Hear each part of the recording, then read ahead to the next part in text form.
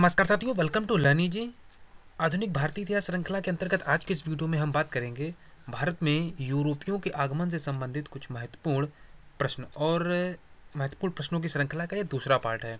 इसके पहले हमने यूरोपियों के आगमन से संबंधित कुछ विस्तृत टॉपिक बताए थे, जिसमें हमने पुर्तगालियों, डच, फ्रांसीसियों और अंग्रेजों का भारत में किस तरह से आगमन हुआ, इसका विस्तृत चर्चा हमने अपने पिछले वीडियो में की हुई है। अगर आपने पिछले वीडियोस नहीं देखे तो उन्हें जरूर देखिए और उनका जो लिंक है वो इस वीडियो के डिस्क्रिप्शन में आपको मिल जाएगा। आगे बढ़ने से पहले वीडियो को लाइक जरूर कीजिए और किसी भी सब्जेक्ट की पीडीएफ प्राप्त करने के लिए आप हमें कमेंट बॉक्स में अपनी ईमेल आईडी या फिर इन व्हाट्सएप नंबर पर आप कॉन्टैक्ट करके पीडीएफ फाइल्स प्राप्त कर सकते हैं।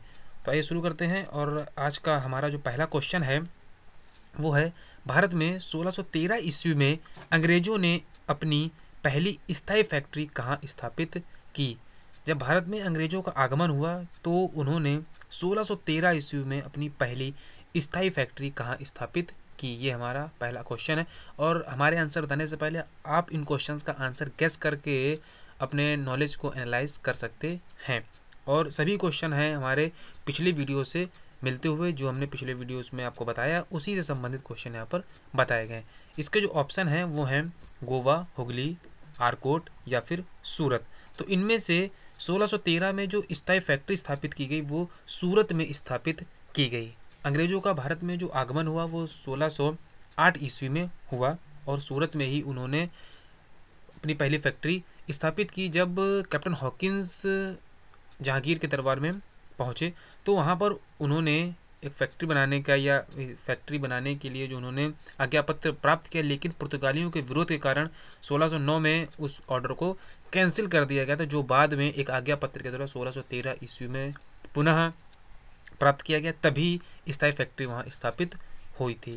नेक्स्ट क्वेश्चन है, मुगल भारत में अंग्रेजी व्यापार की सबसे प्रमुख वस्तु क्या थी। जो अंग्रेज व्यापार भारत आए थे तो जिस समय भारत में मुगल शासन था तो उस समय अंग्रेजी व्यापार की सबसे प्रमुख वस्तु क्या थी। सूती वस्त्र, नील, अफीम या फिर चाय। तो किसका व्यापार वो सबसे अधिक करते थे। सबसे अधिक जो व्यापार वो करते थे सूती वस्त्रों का करते थे।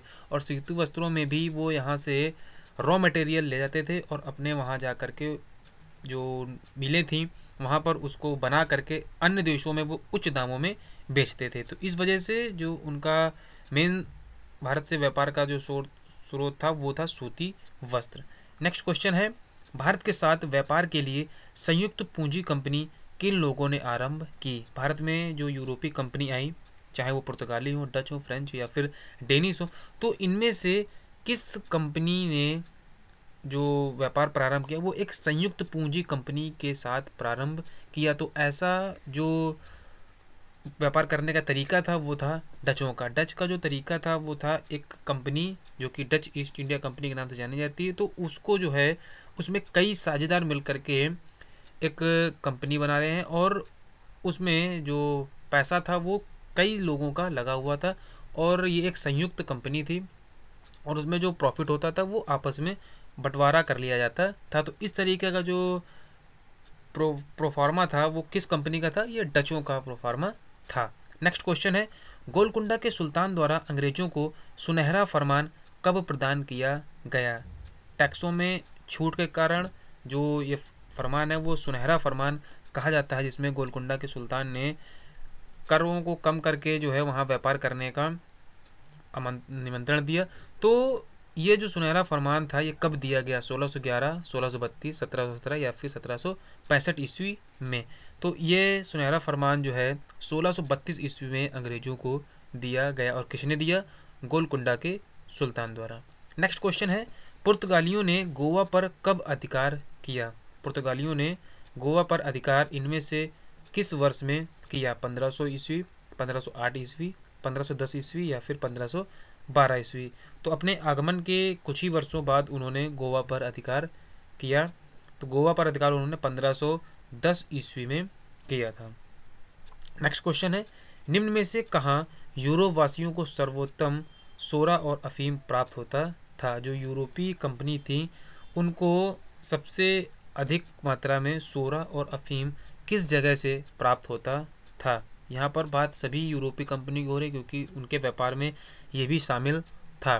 तो बिहार, मद्रास, बंगाल या फिर गुजरात। तो इनमें से कहाँ पर सबसे अधिक सोरा और अफीम प्राप्त होता था? तो इसका जो सही आंसर है वो है बिहार। बिहार राज्य से यूरोप वासियों को सबसे अधिक सोरा और अफीम प्राप्त होता था। नेक्स्ट क्वेश्चन है, अंग्रेजों ने मद्रास का पट्टा कहाँ के शासकों से प्राप्त किया? मद्रास की स्थापना अंग्रेजों के द्वारा की गई थी और फ्रांसिस डे जो है वो मद्रास के संस्थापक माने जाते हैं। तो इसके लिए जो ज़मीन की आवश्यकता थी तो वो कहाँ के शासकों से प्राप्त की गई थी? चंद्रगिरी, मैसूर, कर्नाटक या फिर गोलकोंडा? तो इनमें से जो जगह है जहाँ के शासकों ने मद्रास को बनाने के लिए ज़मीन मुहैया कराई तो वो थे चंद्रगिरी। नेक्स्ट क्वेश्चन है, कोरोमंडल बंदरगाह से डचों द्वारा निर्यात की जाने वाली प्रमुख वस्तु क्या थी? जैसा कि उस समय जिस समय यूरोपियों का आगमन हुआ उस समय कई बंदरगाह जो है वो व्यापार के लिए प्रसिद्ध थे और सभी बंदरगाह अपने अपने एक पर्टिकुलर किसी न किसी वस्तु के लिए प्रमुख थे। तो जो कोरोमंडल बंदरगाह था वहाँ से डच जो है किस वस्तु को अधिक निर्यात करते थे? वस्त्र, नील, मसाले या फिर सोरा? तो इनमें से जो डच थे वो वस्त्रों का निर्यात सबसे अधिक कहाँ से करते थे? कोरोमंडल बंदरगाह से करते थे। नेक्स्ट क्वेश्चन है, डुप्ले को नवाब खान की उपाधि किसने दी थी? जो फ्रांसीसी गवर्नर था डुप्ले, जो कि पांडिचेरी का गवर्नर था, इसको नवाब खान की उपाधि किसके द्वारा दी गई थी? जहांदर शाह, अकबर द्वितीय, आलमगीर द्वितीय या फिर शाह आलम द्वितीय? तो नवाब खान की उपाधि डुप्ले को किसके द्वारा प्रदान की गई थी? तो ये उपाधि दी गई थी आलमगीर द्वितीय के द्वारा। नेक्स्ट क्वेश्चन है, फ्रांसीसियों का प्रभुत्व भारत में किस युद्ध के पश्चात समाप्त हो गया? जैसे कि जो अंग्रेज और फ्रांसीसी थे इनके बीच साम्राज्यवाद को लेकर के कई युद्ध, जिसमें कर्नाटक का प्रथम, द्वितीय और तृतीय युद्ध महत्वपूर्ण माने जाते हैं। इसके अलावा भी फ्रांसीसी और अंग्रेजों में कई युद्ध हुए। तो जो फ्रांसीसियों का जो उनका साम्राज्य था, उनका जो भारत में प्रभुत्व था, उसका जो अंत हुआ वो किस युद्ध के बाद पूर्ण रूप से हो गया? श्रीरंगपट्टम का युद्ध, वांडीवास का युद्ध, प्लासी का युद्ध या फिर बक्सर का युद्ध? तो इनके मध्य जो वांडीवास का युद्ध हुआ उस युद्ध के बाद फ्रांसीसियों का प्रभुत्व भारत में समाप्त हो गया। नेक्स्ट क्वेश्चन है, पुर्तगाली उपनिवेश का प्रथम वायसराय भारत में कौन था? जब पुर्तगाली भारत में आए और उन्होंने अपनी बस्तियां बसाना प्रारंभ किया तो उनका जो प्रथम वायसराय था वो भारत में कौन बन करके आया था? बार्थोलोमेओ डियाज, वास्को डी गामा, अल्मीड़ा या फिर अल्बुकर्क? तो इनमें से जो प्रथम वायसराय था वो अल्मीड़ा था। फ्रांसिस्को डी अल्मीड़ा जो था वो पुर्तगालियों का पहला वायसराय था जो भारत में आया था। नेक्स्ट क्वेश्चन है, निम्न में से किसे भारत में फ्रांसीसी कंपनी का संस्थापक माना जाता है? रिचलू, मजारे, काल्बर्ट या फिर फ्रैंको मार्टिन? तो इनमें से काल्बर्ट को फ्रांसीसी कंपनी का संस्थापक माना जाता है। काल्बर्ट जो कि लुई 14वें के मंत्री थे और इनके ही द्वारा या इनके ही प्रयासों के द्वारा फ्रांसीसियों ने भारत के तरफ व्यापार करने का रुख किया और इन्हीं के प्रयासों से फ्रांसीसी ईस्ट इंडिया कंपनी की स्थापना भी हुई थी। तो इनको ही फ्रांसीसी कंपनी का संस्थापक माना जाता है। नेक्स्ट क्वेश्चन, जेम्स प्रथम का राजदूत जो 1615 ईस्वी में जहांगीर के दरबार में आया था। जहांगीर के दरबार में जेम्स प्रथम के द्वारा 2 राजदूत भेजे गए, जिसमें से पहला 1608 ईस्वी में आया और दूसरा 1615 ईस्वी में। तो 1615 ईस्वी में जो राजदूत आया था उसका नाम क्या था या वो कौन था? फादर हेरास, बारबोसा या फिर सर टॉमस रो या फिर विलियम हॉकिंस? तो इनमें से जो 1615 ईस्वी में जहांगीर के दरबार में राजदूत आया वो था सर टॉमस रो और इसके पहले जो विलियम हॉकिंस थे वो 1609 ईस्वी में जहांगीर के दरबार में उपस्थित हुए थे। तो दोनों ही अलग अलग हैं और दोनों ही ब्रिटिश से ही संबंधित हैं और दोनों का जो मुगल दरबार है वो भी जहांगीर का दरबार ही था। तो सर टॉमस रो 1615 में आए और विलियम हॉकिंस जो थे वो 1609 ईस्वी में दरबार में पहुंचा, जबकि उनका जो आगमन हुआ था वो 1608 में हुआ था। नेक्स्ट क्वेश्चन, वह ब्रिटिश जनरल जिसने हैदर अली को पोर्टो नोवा के युद्ध में हराया था। तो हैदर अली को पोर्टो नोवा के युद्ध में हराने वाले ब्रिटिश जनरल का नाम क्या है? Captain Popham, sir Eyre Coote, sir Hector Munro या फिर जनरल गोडार्ड।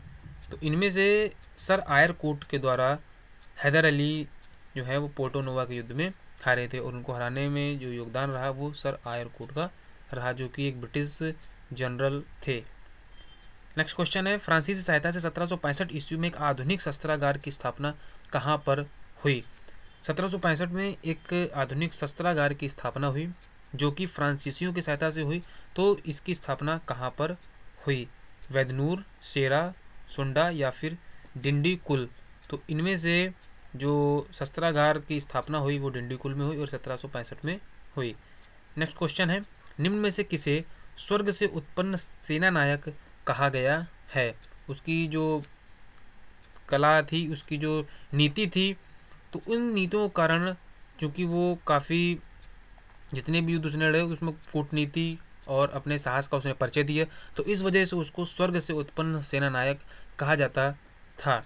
तो इनमें से किसको ये उपाधि दी गई थी? अल्बुकर्क, डुब्ले, रॉबर्ट क्लाइव या फिर लॉर्ड कॉर्नवालिस। तो इनमें से जो स्वर्ग से उत्पन्न सेना नायक माना जाता है वो रॉबर्ट क्लाइव को माना जाता है।